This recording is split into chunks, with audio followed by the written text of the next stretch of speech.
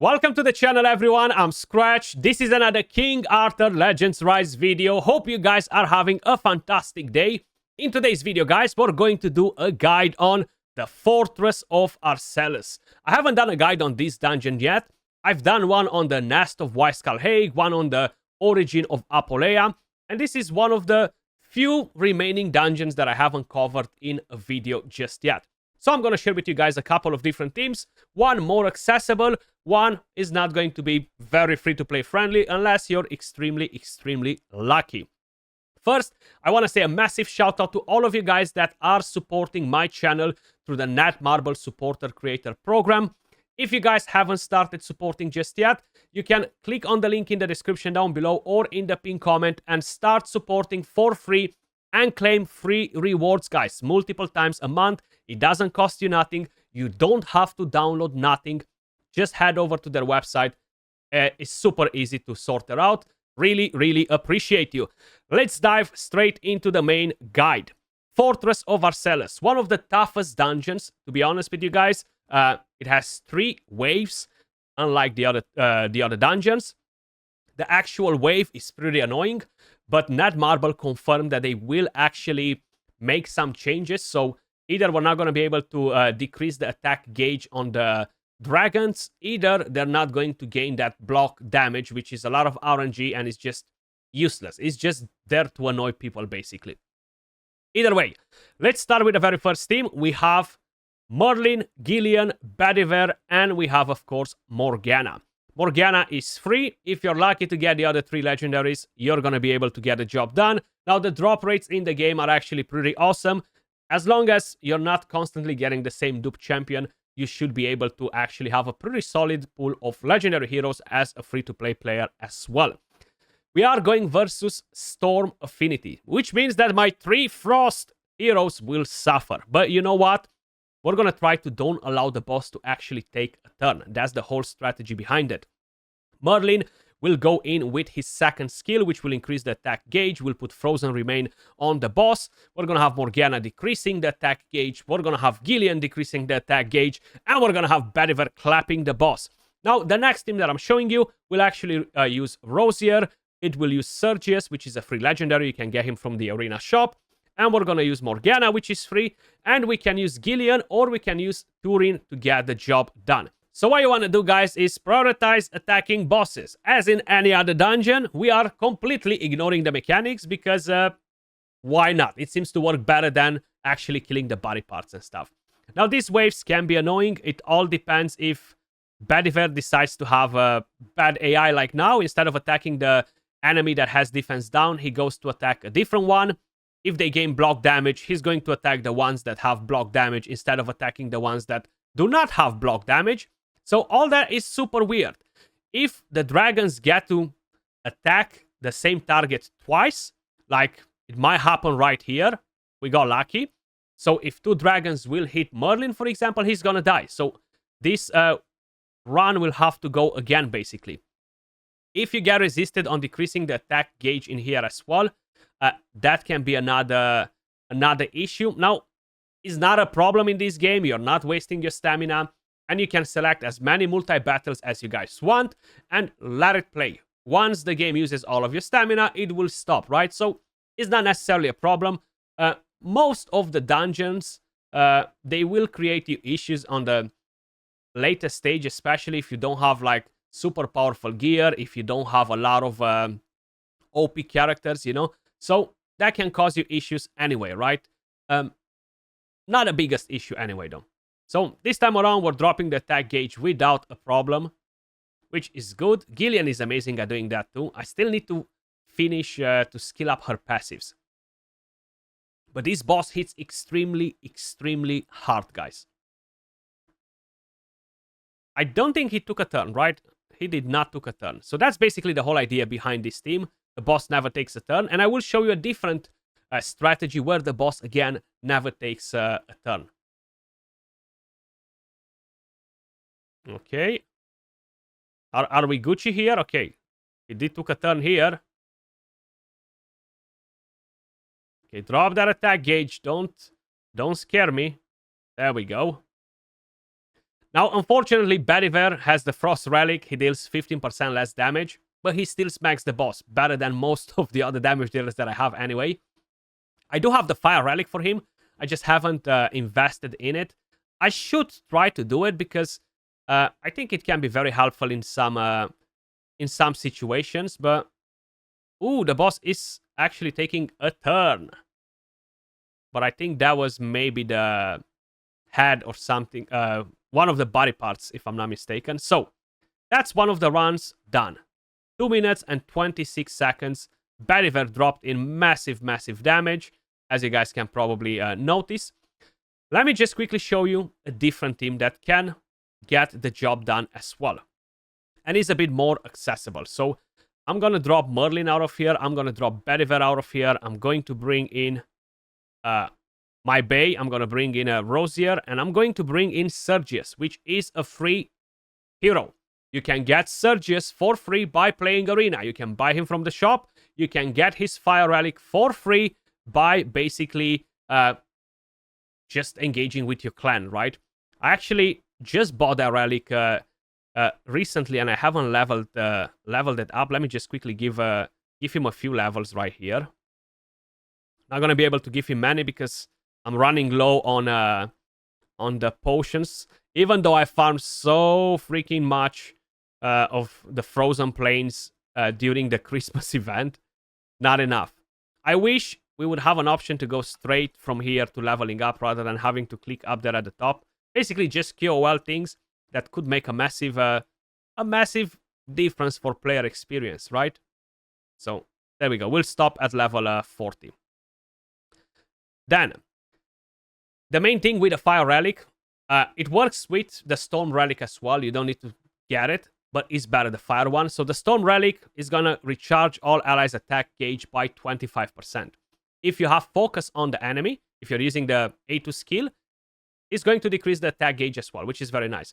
Now with the Fire Relic, it's actually going to charge the attack gauge by 50. If I would max this, it would be 60, but I got unlucky and all of the skills went on the A2 and A3, unfortunately. So let me just quickly show you how this works. I need to basically bring back one piece of equipment on my Rosier. I forgot that I farmed some Burning Lens to get some gold because I'm always running out of gold. So let's look for a hit accuracy. What is it? From a Strife set. I'm not going to take the one that I have on Bediver. I'm actually going to level this one up and give it to her. So let's...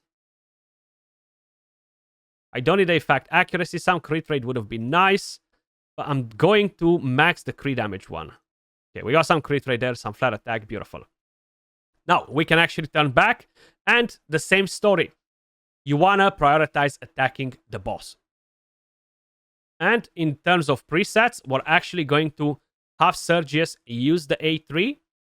We're going to have Rosier with the A3 and the other two with the A1. I only have, again, 3 Vigor sets on my character, so hopefully it will be enough. Getting all of this attack gauge is absolutely massive. Of course, we have Rosier dealing crazy good damage in here. Like, look, the attack gauge back, 50%. Imagine when you have it at 60. It's just massive. Now, Rosier won't use the A3 all of the time because we won't have enough Vigor for her to do it. But when she does, you don't want to mess with her. You see? I don't get it why the AI is just not making the characters prioritize the enemy with the lowest HP to get the kill done, right? Like, the AI should do that. I don't know why it's not happening. It should be so much better than it is at the moment. Okay, one down. Damage immunity. We're not taking that one down, unfortunately. Oh, seems like we removed it this time around. There's so much RNG with that as well. Okay. Because usually it seems like you cannot remove it. Then sometimes you remove it, you know? Come on, Rosier. We're going to try with Turin as well instead of Gillian to see if we're going to be able to make that work. Turin will give us very good buffs as well. Ah, no, the damage immunity is still there. We haven't removed it. I was going to say, like, what the heck? I was going to say, we haven't removed it. What's gonna happen now? Is that enemy ever gonna take a turn? They definitely need to fix this because it's super annoying.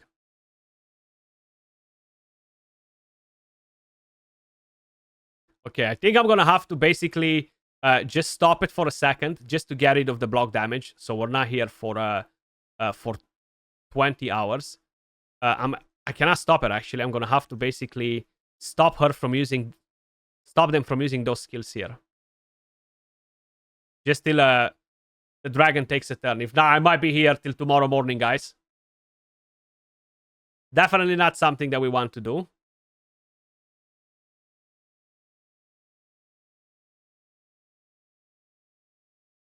Ah, but Gillian, she's actually dropping the gauge with a basic skill as well, actually. Let me just do that and do that for the moment. Maybe it's gonna work like this. So this is gonna get fixed in the next patch, guys. Hallelujah to that. Okay, we had so much bleed on. Let me just quickly make sure I'm putting the presets in the right order. So we want to make sure we have that on. Actually, that doesn't really matter as much. And there we go. We should be Gucci. I don't think I want to use the A2 because I don't have accuracy on him. So let's play it like this. So again, the boss should not be taking a turn. Unfortunately, we had Morgana right there using the A1 skill. And that's mainly because I did not have a chance to fix the presets on a time. It's annoying when that freaking dragon gets the block damage and you're getting stuck like that. And I think they only have like a 25% chance to gain the block damage, but it seems like they always do. Okay, so we are keeping the boss controlled. Much better with this team than the one with Merlin, to be honest with you guys. Getting a 50% attack gauge on your team, on all of your team, is massive. Then, of course, you have Gillian that can give you more attack gauge as well. It's just such an amazing strat to basically don't allow this boss to take a turn. And yes, we don't have Bediver in the team, but hey, Rosier is absolutely smashing the boss. So right here we have 3 accessible heroes, right? 2 of them are free, the legendaries. Rosier, it needs to drop, and then you need the Fire Relic, so that's why I cannot really call it free to play, right? We have Gillian, which is not free. You need to get lucky to get her, but we're going to try to see if Turin will get the job done, because we're not really getting damaged, right? So hopefully we're going to be able to get that sorted with Turin. Okay, Rosier. Can you proc that A3 special? And deal some more damage, please. Get this boss done. Get him down. Love the animation on Sergius, though. Such a cool animation with a spear. We got resisted right there. Thankfully, it doesn't matter that much because this wave is almost done. Come on, Sergius. Get that job done. Okay, beautiful. So, moving on to the next one. Pretty much the same. Rinse and repeat. But I do think that this team, in my opinion, is better than the one with Merlin. So what I am doing, I'm just replacing Rosier for Bediver just because he brings in more firepower. And that's how I'm farming this dungeon. Now, you do have other support characters that work amazing. Up to stage 9, you have Ain. You can replace Sergius with Ain if you have her, for example. Keep Bediver or keep Rosier in here, and you're going to get the job done. But like that, you're actually going to have to kill the body parts and deal with the boss. Now, unfortunately, on stage 10, because there's so many Frost characters in my team, is just not very reliable. You know, the boss tends to smack us pretty often. And there you go. How long it took? Actually, this one took us long just because of the freaking dragon. It took us 5 minutes. Do we have a good banner? Endurance. No, not a good one. We don't care about that. Let me just quickly show you the stats, guys. I'm quickly going to go over them. Vigor set, basically 176 speed. She does require effect accuracy, so I actually have effect accuracy on the necklace. I have effect accuracy on the belt. I have speed on the ring right here, and we have recovery on the belt. She works just fine as she is. Then the next one that we have on the list, guys, Rosier, attack and crit rate set, strife set. These are her stats right there. No effect accuracy, only hit accuracy on her. We don't care about trying to land dot damage. We want her to do as much raw damage as possible. I don't have my best gear on her or anything like that because that's on Bediver, but still with what we have on, she seems to get a job done pretty well, right? Attack speed on the ring, and then we have pierce, we have hit accuracy, and we have flat attack on that one. The next one should be Sergius Vigor set. And what do we have? A crit rate set on him. An accuracy one could work as well if you're planning to go for the A2 skill as well. 195 speed.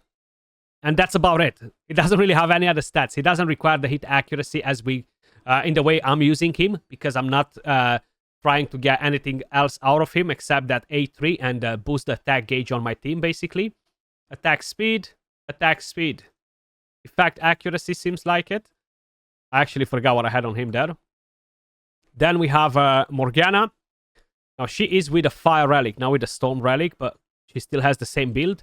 So I have a Vigor, a crit rate, and a broken 3-piece set at the bottom. I'm still not able to complete a full Strife set. That's what I want to get on her because I'm not able to forge any of the other 3 limited sets. As much speed, as much accuracy, hit accuracy as possible, basically. That's the whole drill. You can go, for example, with a Vigor and an accuracy set if you have good pieces from that set. And Bediver being one of the last few champions that we have on the list right here. Basically, damage. I have 181 speed, not full crit rate, 100 crit damage, 28% hit accuracy. So he does look a bit better than the rest. Attack on that one, crit damage on that, attack speed on that one, hit accuracy on this, HP on this one, just to make sure he has enough survivability for other dungeons. But I should give him a better attack one once I'm gonna get one. And a crit damage on this as well. And we have Merlin as well, right? Let me see, where is he hiding? Merlin. There we go. So he's on a Vigor set and a health set. These are his total stats. Again, you want speed on him, you want effect accuracy, you want to get some hit accuracy on him. And that's about it, you know? Pretty straightforward. Now, Vigor sets are super important, guys. As usual, you know the drill. Basically, we live to forge Vigor sets in King Arthur Legends Rise. That was all for the video. Hopefully, you found this guide helpful. If you did, smash a like, subscribe to the channel, and I'll catch you all in the next video. Peace.